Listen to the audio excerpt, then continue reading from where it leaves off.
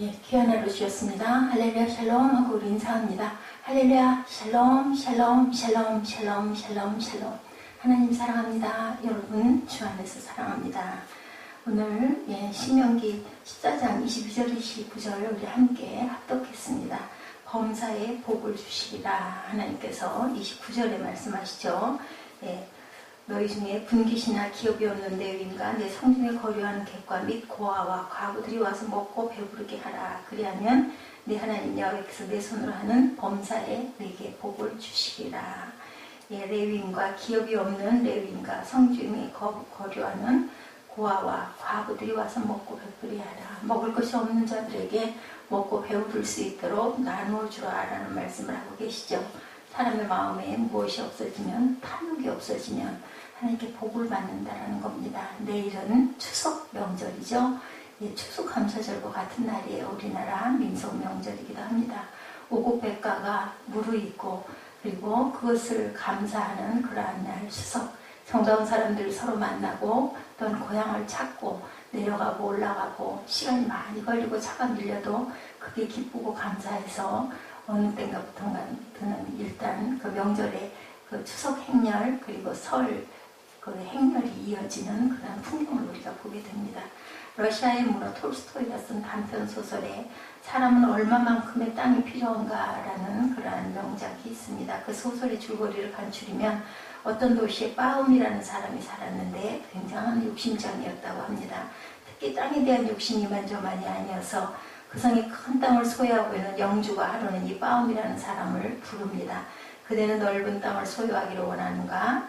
그렇습니다. 소인이 넓은 땅을 차지할 수 있는 일이 있다면 무슨 일이든지 사양하지 않겠습니다. 이렇게 얘기합니다. 영주는 일만무지의 넓은 땅을 가리키면서 내일 아침 그대는 아침 해가 뜰 때부터 이 땅에 어디까지든 가서 저녁 해가 질 때까지 내 발로 밟은 땅을 다 내게 주마. 근데 꼭 그때까지는 그 자리로 출발한 자리로 돌아와야 된다라고 얘기를 합니다. 해가 지기 전에 돌아오지 않으면 그 밟았던 땅은 다 무효가 되고 한치도 줄 수가 없다. 땅값은 1000프랑 선불을 하라고 말합니다. 빠함은 1000프랑의 선불을 선불하고 밤잠을 설치죠. 이른 아침에 떠오르는 순간 해가 그 영주에 서 있는 지점에서 걷기 시작합니다. 걷는 것을 하다가 나중에는 뜁니다. 점심때가 지나죠. 돌아가야 할 시간이 되었는데도 빠음은 계속 걷습니다.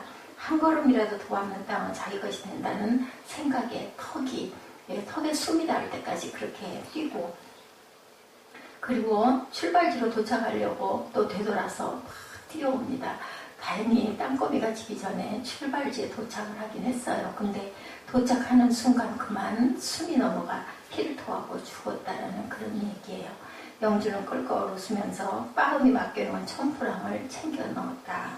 굉장히 안타깝고 슬픈 얘기입니다. 무슨 말씀을 하고 계세요? 이 예화에서 욕심이 그저 잉태한 즉 죄를 낳고 죄가 장성한 즉 사망을 낳는다는 말씀이 생각납니다. 우리 내일 맞이하는 추석, 오늘 벌써 시골에 내려가 있는 분도 계시고 일찍 떠난 분도 계시고 집이 가까운 분들은 또한 이따 오후에라도 출발하는 분들이 계실 것 같아요. 추수감사절 우리 민속 이스라엘의 명절이기도 하죠. 이 추수감사절에 여행을 하고 친척집을 방문하고 젊은이들은 스키를 타러 가고 추수감사절을 뜻있게 맞이하는 사람들이 많은 것처럼 우리나라는 또 우리나라대로 과일을 서로 선물하고 또 명절 때가 되면은 서로에게 고맙게 했던 분들에게 서로 주고받는 그런 아주 아름다운 모습이 이 추수감사절에도 있습니다. 성탄절에는 성탄절에 맞는 감회죠. 우리 이스라엘 명절에 우리 기독교 명절 가운데 성탄절, 부활절 그리고 추수감사절이 큰 3대 명절이기도 합니다. 우리는 누렇게 입은 별삭 직접 보시는 분도 계시고 못 보시는 분도 계세요. 과일이 아름답게 주렁주렁 탐스럽게 열어있는 모습을 눈으로 보시는 분도 계시고 마트에 가서 과일이 풍성해졌다고 아시는 분도 계십니다. 올해는 채소와 과일이 흉년이라고 그러죠. 비가 많이 오질 않아서 전부 말라 죽어서 야채들이 엄청 비싸다고 합니다. 추수감사절의 감회를 느낀 광야 11호에 이런 이야기가 적혀 있다고 그래요. 추수마당의 계시를 고향의 어머니, 창문으로 들어오는 눈부신 햇살을 받으며 가을의 향기를 한 모금 들이켜본다. 행여 고향의 죽다란 길가에 만발했을 코스모스의 냄새가 조금이라도 배어 있을 것 같아 공기를 들이켜보니 공기 속에서 묻어나는 것은 더없이 그리운 주름패인 어머니의 모습뿐이다. 어머니가 돌아가시고 나면 그저 특별히 명절 때 되면 더 부모님 생각이 많이 날 것 같습니다. 황금 논두렁 옆으로 가지런히 정돈된 고추밭에서는 가을 소녀의 마음만큼이나 빨갛게 익을 고추나무들, 이 결실의 계절을 맞이하기 위해 어머니께서도 얼마만큼 밤잠을 설치시며 얼마만큼의 시간을 쏟아붓고 사셨을까, 이렇게 그리움을 얘기합니다. 새벽을 낮잠아 부지런을 아끼지 않으시던 어머니, 크지 않은 마당에 연기자운 모기향을 피워놓고 도란도란 모여 앉아 시도록 맑은 밤하늘의 별빛을 바라보며 꿈을 키우던 내 고향집. 숨소리라도 크게 내며 쏟아내릴 것 같은 별빛과 반딧불도 친구가 되어주던 것. 수억 마리의 출가후인 이민 땅에서 마음대로 갈 수 없는 그곳. 어머니 것인 내 고향 새파란 대문 사이로 큰 사위와 큰딸 그리고 할머니라고 외치며 달려올 손자 손녀를 손꼽아 기다리실 나의 어머니. 오늘은 사랑하는 어머니의 건강과 가슴 가득히 사무치는 그리움의 병을 조금이라도 씻어버리기 위해 노란 국화를 사다 국병 가득히 꽂아두고 어머니에게 안부 전화라도 한 통 올려야 되겠다. 돌아가신 게 아니라 이옥마을에 떨어져 있으면서 고향에 계실 어머니 추수감사절에 그 추석을 생각하면서 그리워하는 이런 글입니다. 이렇게 감회가 있어야 기쁨이 있고 기쁨이 있어야 감사가 있죠. 감회를 살리고 기쁨을 되찾아 감사가 넘치는 그런 중추절 되시기를 주님의 이름으로 축복합니다. 오늘 우리는 하나님께로 받은 것이 무엇인가 돌이켜 생각을 해보죠. 다 받은 거죠. 우리가 태어나서 가지고 나온 거 아무것도 없었는데 이 나이가 되도록 이렇게 건강하게 살아있을 수 있게 해주시고 각자 생업을 갖게 해주신 하나님 감사하죠. 하나님은 한 가지 은혜뿐만이 아니라 정말 만 가지, 그저 셀 수 없는 수백만 가지의 은혜를 주셔서 하루하루를 기적으로 우리가 알 수 없는 그 하루를, 미지의 하루를 잘 마무리하고 잠들 수 있도록 항상 보호해 주시는 하나님이신데 우리는 우리의 고마움과 감사보다는 남에게 시선이 돌아가고 그 사람은 정말 그렇게 출세를 했대. 그분은 그렇게 돈을 많이 벌었대. 그분은 그렇게 훌륭하게 뭔가를 이루었대. 그렇게 부러워합니다. 정말 젊을 때 100만 불짜리 집에 고급차를 타고 다니다 늙어 그라지 방에 차도 없이 걸어 다니는 것이 좋겠는가? 아니면은 젊을 때부터 늙을 때까지 아파트 방에 평범한 차를 타고 다니는 것이 좋겠는가? 젊을 때 말단 회수 안으로 전전긍긍하다 60에 가까워 큰 회사의 사장이 되어 바쁘게 사는 게 좋겠는가? 다 장단점이 있습니다. 전부 다 좋을 수는 없어요. 젊을 때부터 늙을 때까지 조금씩 올라가 과장으로 직장을 물러나되 존경을 받는 것이 좋겠는가? 여러분은 어떤 게 좋을 것 같으세요? 제 생각에는 맨 마지막이 좋을 것 같은데요. 짧고 굵게 살기를 원하나 아니면 가늘고 길게 살기를 원하나. 범사에 받는 복이 큰 복입니다. 우리가 짧고 굵게 살고 싶다고 가늘고 길게 살고 싶다고 한 대로 되지는 않습니다. 단 뭐예요? 열심히 노력하는 것, 그 길을 향해서 달려가는 것은 우리가 할 수 있는 분량이지만 나머지는 하나님께서 하시죠. 매일같이 만나는 사람과 나누는 대화 속에 우리는 복이 있다라는 거, 매주일 찾아와 예배드리는 그러한 교회에 만나는 성도들 가운데 은총과 복이 있다는 것을 감사하시는 저와 여러분 되시기를 주님의 이름으로 축복합니다. 11조는 왜 바쳐야 될까? 10의 1을 바치는 것 우리가 한번 생각해 보죠. 왜 11조는 바쳐야 하는가? 레위기 27장 30절에 땅의 10분의 1 곧 땅의 곡식이나 나무의 과실이나 그 10분의 1은 여호와의 것이니 여호와께서 선물이라고 이렇게 말씀을 하고 계십니다. 그런데 생명의 주인은 누구세요? 하나님이시죠. 그렇기 때문에 우리는 항상 하나님께 10의 1을, 근데 10의 1만 하나님 거냐고요? 아니죠. 모든 것이 다 하나님 것인데 그 중에서 우리가 하나님께 감사하는 마음으로 10의 1을 드리는 거 23절에 나와 있죠. 내 하나님 야훼 앞곧 내 여호와께서 그 이름을 두시고 택하신 곳에서 내 곡식과 포도주와 기름의 11조를 먹으며 또 내 소와 양이 처음 난 것을 먹고 내 하나님 여호와의 경외하기를 항상 배울 것이니라. 22절에도 너는 마땅히 매년 토지 소산의 11조를 드리라고 이렇게 말씀을 하고 계십니다. 생명의 주인은 하나님이십니다. 생명 있는 사람이 이래서 얻은 것은 누구 거예요? 다 하나님 것이기 때문에 11조를 바치지 않은 것은 하나님의 명령에 불복종하는 것이다. 이렇게 우리가 11조를 바치는 귀한 의미는 우리 신앙의 고백이기도 하죠. 순종이기도 하죠. 모두 다 하나님 것입니다 라는 고백입니다. 우리가 11조를 드림으로 때로는 우리가 한 달 쓸 예산이 부족해서 이달에는 정말 11조를 할 수가 없겠어. 예, 그런 분들이 계세요. 그래서 그냥 이달은 하나님 아시니까 넘어가죠. 다음 달에 우리 11조 꼭 해요. 근데 그렇게 쓰고 그렇게 정리하고 나니 그 다음 달에 또 그것이 여유가 없어서 그러다 보니 11조를 못했다라고 고백하시는 분들을 주변에서 봅니다. 그런데 그렇게 11조를 못하면 편안하게 살아야 될 줄 알았는데 오히려 아프기도 많이 아프고 사건과 사고도 많이 일어나고 옛날에 11조 드리면서 평안하게 한 달 한 달 정말 어렵게지만 그래도 한 달을 잘 짜서 살 때가 오히려 행복했다는 생각이 들어서 아주 굳은 결심을 하고 11조를 다시 하기로 했습니다. 그랬더니 하나님께서 책임져 주셔서 아픈 것도 없고 무슨 사건도 일어나지 않고 정말 평안한 삶을 삽니다 라는 고백을 들은 일이 있어요. 주변에서 많이 듣습니다. 그래서 11조 생활을 하시는 분들은 그것을 꼭 지키신다고 그래요. 그리고 꼭 주변에서 얘기하기를 11조 하면 하나님께서 정말 우리 생활을 책임져 주신다라고 이렇게 얘기하는 것을 제가 들어봤어요.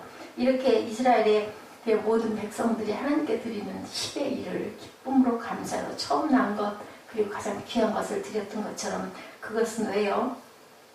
우리가 하나님께 드리는 신앙의 고백이다. 하나님께서 네가 그 수확한 것의 10의 1을 나한테 꼭 주라. 그래서 어쩔 수 없이 드린다. 이 말씀이 아니라 우리 마음의 순종을 나타내는 거죠. 그래서 이스라엘 백성들이 가나안 땅에 들어가 토지를 분배받을 때 레위 지파에 속한 사람들은 기업의 땅을 분배받지 못해요. 왜냐하면 그들은 농사나 목축을 할 필요가 없기 때문에 모두 성전에서 봉사하고 제사 드리는 일을 본분으로 책임으로 알았기 때문입니다. 그래서 그때 필요한 그 산 양식의 나머지 11지파의 백성들이 11조로 그 레위인들을 먹여 살렸다. 지금으로 보면은 목회하시는 분들을 얘기하는 겁니다. 그리고 예분이 마지막 절에 고아와 과부에게 먹을 것 없는 나그네에게 먹을 걸 잘 대접하면 내가 너에게 복을 주겠다라고 말씀하고 있죠. 예, 이렇게 이스라엘 백성들의 불행의 시 뭘까요? 살 길이 없는 레위인과 제사장들도 성전 일을 버리고 농사를 짓고 목축을 하게 된 일이라고 이렇게 기록되어 있습니다. 하나님을 바로 섬기는 정직한 왕이 나라를 다스릴 때는 반드시 11조를 바치게 하여 레위인과 제사장들로 하여금 성전으로 돌아와 자기 때 임무를 다하게 했다고 합니다. 예를 들면 히스기야 왕이 종교개혁을 일으켰을 때 백성들로 하여금 11조를 바치게 했어요. 느헤미야가 바벨론에서 돌아와 예루살렘 성전을 재건할 때도 먼저 11조를 바치게 합니다. 매 3년 끝에 드리는 11조는 예루살렘 성전으로 가져가지 아니하고 각각 백성들이 사는 성읍에서 저축해두고 그 성에 거하는 레위인이나 그 성에 우거하는 나그네와 고아와 과부에게 나눠주어서 그들의 생활 문제를 해결하도록도 했다고 합니다. 이와 같이 이스라엘 백성들이 11조를 정한 대로 바치고 바쳐진 11조를 정한 대로 바로 사용할 때 하나님이 이스라엘 백성들에게 범사에 복을 주셨다라고 기록되어 있죠. 그러나 백성들이 11조를 바치지 않을 때는 레위인이 11조를 받을 수가 없어서 농사도 짓고 지금으로 보면 목회하시는 목사님들이나 선교사님들이나 아니면은 그죠? 그 하나님의 일에 그 열심히 있는 분들은 의외로 다른 일을 한다고 그래요. 밤에 그죠? 뭐라 그러죠? 대리운전 이런 걸 하시는 분들도 계시고 하여튼 아르바이트스럽게 일을 하신다고 그래요. 왜냐하면 가족이 먹고 살아야 되기 때문에. 그러다 보면 우리가 기도할 시간, 말씀 증거할 시간, 또한 그 말씀을 열심히 전하는 그런 공부를 할 수가 없다라는 얘기를 합니다. 레위인과 제사장들의 생활이 어려울 때 하나님 섬기는 일을 이렇게 저버리게 되었다라는 이 말씀처럼 그 시간에 한계가 있고 또 피곤한 육체를 쉬어야 되다 보니까 온전하게 하나님을 섬기며 말씀을 온전하게 증거하지 못하는 그런 일들이 많다. 그러므로 11조는 한 가정이나 개인의 문제가 아니라 교회의 문제이기도 하고 민족의 문제이기도 하다. 민족 전체 행불행을 결정짓는 문제라고 할 수도 있다. 11조를 바치고 내가 복을 받는 데는 생각을 하기 전에 하나님의 나라와 하나님의 백성들의 안전과 행복을 위해 11조를 바쳐야 한다는 생각을 할 줄 알아야 된다.